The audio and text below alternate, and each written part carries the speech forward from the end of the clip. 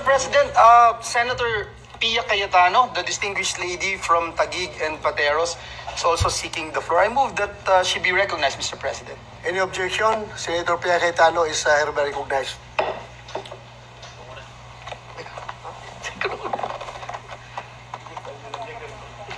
Thank you, Mr. President. With the indulgence of Senator JV, I'd like to make some comments and observations and perhaps ask His Honor his thoughts on some issues on this matter. Certainly, Mr. President, anytime of course, coming from the co-author of this landmark legislation. Thank you, Mr. President, and thank you to Senator Padilla for allowing me to take the floor. So, Mr. President, I was listening to the debates earlier and noted that there were concerns on the 1,700 budget for the Consulta program, and which apparently is now called YAKAP, no? I'd like to explain because I think it's important for all of us who will be weighing in on these issues, who will, of course, be supporting anything that we can do to strengthen PhilHealth, to understand how this works. First of all, the 1,700 per person is based on a risk-sharing scheme. So what is required here is that a certain population, and I'll give an example, for example, Taguig City, everyone in that population would have a budget of 1,700. So like any insurance na risk sharing, hindi naman lahat ho yan magkakasakit. So kunyari yung 1,700, ang population mo is 1,000 na lang para madali yung mathematics natin. That's 1.7 million pesos. Yung 1,000 na yan, hindi yan lahat magkakasakit. Baka merong pumasok doon, madapa, band-aid lang ang gastos natin. Ano tawag doon? Alcohol. Ano ba uso ngayon sa sugat? Mertiolate pa ba o ano ba? Betadine na.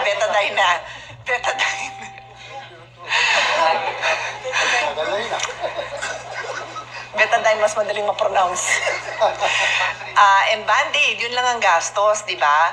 Tapos, siguro yung iba doon, sumakitan siya, binigyan ng 10 tablet for 3 days consumption, di ba? So, yun, alayo nun sa 1,700. And that's why, dear colleagues, that amount is based on, I believe that's based on actuarial, assuming tama yung paggagawa nila, na sa 1,700 na yung buong population nagko-contribute ng ganon, magkakasya. In fact, there is a study by Dr. Tony Dance and his team. I don't have it in front of me, but the amount is actually 300 pesos only. Sa Samal Island. Sa Samal Island, bumisita tayo. Mag-swimming tayo, papunta doon, galing sa Davao City. So, may tulay na, hindi na kailangan mag-swimming. For the record, I tried to swim that, kaya lang, I did not wake up early enough, so nadala ako ng waves ng, ano ba to? Yung anod, nag-bike na lang ako. Anyway, sorry for the... So, in Samal Island, the budget was 300 pesos per person, and it worked. It worked. So, that is what we need to understand when we have this discussion. It is a risk-sharing basis. I won't go into any details, but that is the reason where this figure comes out. Kasi nga pag inisip mo, 1.7, paano nagkasya yun? Eh kasi pinupool yun. So, most likely, yung nagkasakit ng malalim, baka yung ang gastos niya dun is 1.7 times 100 people yung ginastos niya. The rest of the 100, wala silang ginastos. They didn't even have to go to the doctor's office. Similar to how an HMO works. Maliit lang ho ginagastos natin. O, tanong ko sa mga senador, sino nagpatingin sa HMO? O, di wala. So, nagagamit ngayon yan ng staff natin. Ganun yun. Kung tayo naman ang nagkasakit, sana hindi magkasakit yung staff natin kasi kinocompute nila yun to ensure na yung pondo na yan mabuo pa rin. I then move on, no? But what happened was, hindi rin ho ito maintindihan ng mga providers. The providers were very reluctant to sign up as a provider. Kasi nga, 1,700, paano yan mag-work sa amin? So, ang ginawa ng DOH to entice them, they removed certain medicines that are high cost and created another fund that will cover this. So for example, for cancer screening, there is a different package altogether para nga ganahan itong mga service providers na mag-sign up kasi natatakot sila dahil paano kung ang pumunta dito, diagnosis namin initial, parang kailangan ng cancer screening. Ang mahal ng cancer screening. So DOH had to create another package. Anyway, I won't go into details, but ganun na nangyari. And in fact, there is now another fund, which is 20,000 pesos per person for medicines na labas pa doon. Maybe later on, when people understand this system more, we can innovate. But for now, I think it's a good start. So yun lang, Mr. President. Does a good senator agree with, kasi mas alam naman niya to, sa dami naman na nag-interpellate sa kanya, I just wanted to share that information, and if he agrees with me, then I can just move on to my next point. Dalawa lang naman yung points ko. Yes, thank you, Mr. President. Tama po yun, no? Thank you for sharing with us yung pong scheme na yung pong risk sharing, no? Tama nga po yun. For example, siguro just to give you an example, Your Honor, Mr. President, hindi ko lang na-elaborate kanina. Tama po yun. Kung 20,000 halimbawa, ang population in a specific area, times 1,700, 34 million po yung magiging total. Pero kung halimbawa po, 5,000 lang ang pa-check up, times 1,000, 8.5 million lang po yun. So, talagang yun po yung margin, nandun po yun, no? na spread out. Hindi lang po natin na-elaborate, pero that's how it works sa mga HMO rin. Yes. We'd like to thank Senator Pia Cayetano for bringing this up. Thank you. I know naman we are on the same page with the former chairman of the Committee on Health. And then along this line, Mr. President, I also want to share that when I became a senator in 2004, I handled the Committee on Health, but I did not handle the budget of the Committee of Health. So ako yung nag-i-interpellate dun sa nagkumahawak ng budget ng health, no? And ang tanong ko at that time was, how come practically non-existent ang budget natin for preventive health? So, this is 2004, 21 years ago. Ganun ako na katagal inaawitan ang DOH to have more funding for preventive health. Kasi lahat ng pinag-uusapan natin, can you imagine, dear colleagues, kung nababawasan ba ng kahit kalahati ng kailangan pumunta sa ospital? Dahil katulad ni Senator JV, nagbabike.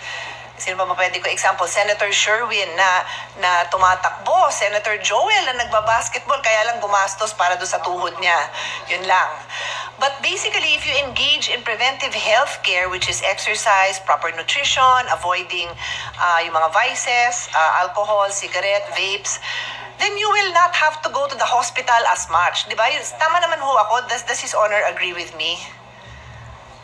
Yes, that is correct, Your Honor, Mr. President. That's one of the salient features of UHC is really to strengthen yung preventive healthcare. Kasi nga po, pag napunta na tayo sa curative, mas mapapamahal pa, more expensive for the families and more expensive for the government as well. And the chances of getting better is also slimmer, di ba? Imagine if habang bata ka pa lang, lahat na to, na-avoid mo tong mga sakit na to, na-detect ka ng maaga, hindi na because of your healthy living, hindi na tuloy yung what you would otherwise be exposed to, it really goes a long way. And that's why, congratulations to His Honor, kasi when we passed this law, nandun na yung sa konsulta, na talagang by law, we are required to provide for it. So I just wanted to emphasize that is the objective now of having this outpatient support system. Na wag ka na sana munang maging, I don't even want to call it an outpatient, I want to call it before you become a patient. Because we want people to embrace these healthy lifestyles. In fact, there's an HMO in the US. Maybe it's common. I don't know. I just know of one HMO, Kaiser Permanente. I only know of it because my friend works there. And kinikwento nila sa akin na pag nag-join ka ng gym, pag nag-join ka ng mga activities that are considered good for your health, di ko alam kung yung premium mo yung binabawasan or something, pero may reward ka eh. Something like that. So sabi ko, because in the model of Kaiser Permanente is they own the hospital. So if they don't take care of you before you get sick, sila din ang gagastos pag nagkasakit ka. Kaya incentive nila din sa kanilang sarili na bumaba yung gastos nila is bago pa ka palang magkasakit, habang bata ka palang, they want you to be healthy. So natuwa ako sa model na yon. Sana may creative thinkers tayo, no, na makapag-isip ng gano'n. How do you incentivize? But I think that's the nature of the Konsulta Now Yakap package, kasi kung incentivize si Mayor, kung si Mayor ang gagastos nitong yakap or a portion of it, so ang laki ng gastos niya for people to stay healthy, then mas konti din ang ilalabas niya para ma-hospital, di ba? And I know there are a lot of proactive cities like this. Siyempre, yayabang ko yung Taguig City na not just medication for diabetes, pero meron na silang jogging club, walking club, and then they share tips on healthy eating para nga makaiwas dun sa puntos na lahat na ng anong tawag doon? Yung sakit na connected sa diabetes ay naglabasan na. So, yun talaga yung comorbidities, yung pala yung tawag doon. I'll just jump to my next point, Mr. President. I believe our colleague, Senator Lacson, mentioned the failure of government to turn over the earmark sin tax, and I agree with that 100%. I was an author of the law that required the earmarking. Fina-follow up ko yun. I even remember when our now Senate President was chairman of the Committee on Finance many years ago, decades ago. I don't know kung 2009, 2011 yon. Nag-compute pa ako, pinakita ko sa kanya na this is what is owing to DOH kasi by law, itong earmark na to should be delivered. So at present, Mr. President,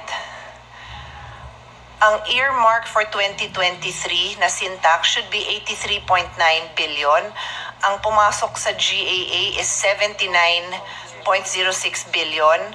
For 2024, it's 79.01 billion. Ang pumasok sa GAA as budget of PhilHealth no is 40.28 billion, and for 2025 69.81 billion for sin tax collection. Ang pumasok sa GAA is 0. So kulang lahat to. So there is a pending case right now in the Supreme Court, I think filed by doctors. I'm letting our colleagues know that I am going to file as an intervenor to be part of this case because this is my law. I consider this personal to me, na kaya natin in-earmark yun dahil nga yung mga bisyo na nakakasama sa tao, sana man lang may nakukuha doon pangbayad sa gamot nila. Tapos hindi natin nakukuha. So, I am just reviewing my pleadings. If the good senator would like to join me or any of our colleagues, do let me know. I'm just an intervener kasi meron akong nag-file ng kaso nito. Yun lang naman po for the information of our colleagues and the good senator from San Juan. Thank you very much. Yes, I'd like to thank, Mr. President, I'd like to thank Senator Pia Cayetano. And